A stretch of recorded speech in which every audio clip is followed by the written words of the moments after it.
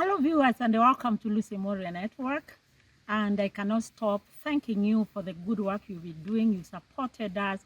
We are now hitting 2,000 subscribers. Come on guys, let us do it. Let us keep doing it. Today we are going to discuss about the ongoing registration of the elderly about Inua Jamii. All of you have been listening to the stories. It started with the president back in June when the president said that the Inua Jamii money for the elderly will be paid on time before the salaries are paid. And indeed, the president did the same. So I'll take the opportunity to thank President Samoei Ruto for fulfilling his promise. But now here is the question. The event, the registration of the Inua Jamii event started like last week. It is ongoing until the 30th of this month.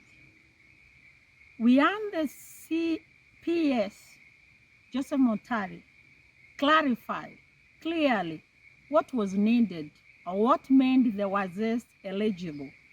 And he said the only thing that Wazir needed was to be 70 years of age and to have a Kenyan ID. But now here is the problem. The Wazirs have been subjected to a lot of misery and challenges during this registration. One of the key noted was that Wazirs who had IDs that were expiring in 1989 were all turned back. The reason is the IDs were expired. The question is, these people, they are under Kenyan ID, it expired. That means you can tell the age of this himself from that expired. Why are you subjecting these old 80, 90-year-old to this kind of misery, coming to queue on the line all day long? Someone is getting dehydrated in this hot sun, and you tell them to go back because the ID is being expired. That does not mean that the Muzee's age has changed because it expired. That's just a paper. So it is a shameful thing.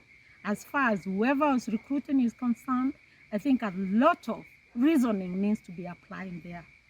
Number two, in counties where there are cosmopolitan people, places like Isiolo, places like others like Nanyuki, like Kipia, Wazirs also under another kind of problem. In these big towns, there are people who moved from the towns where they were born, maybe when they were 18 years, 20 years, and they moved to other towns where they grew their businesses, they bore their children, they raised their children, they became 70 years when they are there, but initially they had gotten their ID from the counties where they were born. It is very shameful for whoever is doing the recruitment to tell them there who has lived in Isiolo for the rest of the 60 years to go back to Migori, to go back to Machakos, to go back to Mombasa and be registered there. Some of these Wazirs, they do not even know where they came from because they have built their life in these respective counties. It is very unreasonable. Remember, the minister said the requirements is just to be 70 years of age and to own a Kenyan ID. So long as you own a Kenyan ID and you are in Kenya, it does not matter which county you are. If you are 70 years, you are in Mombasa, you are born in Kiambu, you must get to be registered as a Mzee. The question of counties does not arise. It is a question of the age and the ID. The other alarming was those who had lost the IDs. A lot of them who had lost did not even see the reason why they should have IDs. Someone is 90, 80 years old. The IDs got misplaced. They don't even know where it is. And generally you can see, I'm sure you have even records. It is so simple. You can just get those names, check in your records the ages of this what Wazir is saying. When Mzee tells you I'm 70 years, why are you to argue with them? Some of them go to an extent of saying, my age mate here We grew up together. We were born together. We played together. Now they have been taken they are registered as Inua Jamii was a beneficiary, but here you are left out because your age, you do not look as old as your friend. Those are not reasons. It is a shameful thing to whoever is working in these sections of doing the registration, the Inua Jamii sector. Mr. CS, you know what the requirements are, you know what you said, and the president clearly said the Wazés will be getting their dues before any salary. We are yet to see, but thank you, Mr. President, for the last 1 month or 2 months, the Wazés got their money.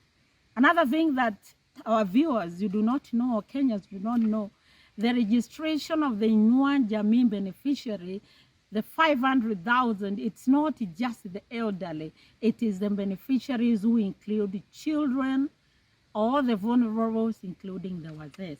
So you are wondering, the 500, even one county can produce that. But let's say it is just the beginning. But now, why send away the Wazés? And we are asking the government to come with a better way of doing these recruitments. The Wazés, they come to queue there, they have diabetes, they are dehydrated, they have all sorts of illnesses. Then you keep them in the sun, on the line, queuing, just to be registered. And when someone gets there, you are told that, oh yeah, your ID expired. Did the older person expire? Are they expired because the ID expired? Does it mean that when the ID has expired, your age has... Which costs the exchequer about 2.6 billion shillings every month. Every beneficiary receives 2,000 shillings every month. To the village levels. And I want to ask our old guys, I want to ask our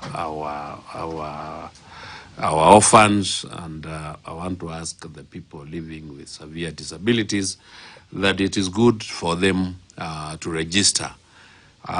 We want to start with 14 days first, and then we see how the turn-up will be. Our target is, of course, 500,000, 500,000. And after that, we will validate the data that we will have gotten from the field. And then we see who really is so needy and very, very qualified for this stipend of 2,000. Ile kitu inahitajika kwa hii registration ama hii usajili kwa wazee ni kitambulisho. Uwe na kitambulisho na umefikisha miaka 70 na kuendelea, alafu na huwe kwamba hupati pension yoyote. Hizi pesa tutakuwa tunazilipa kabla ya hatujalipa mshahara ya wafanyikazi. Na niseme ya kwamba tayari hata pesa ya mwezi huu na mwezi uliopita, naona mwezi uliopita si wote walichukua, na wasihi waende wachukue.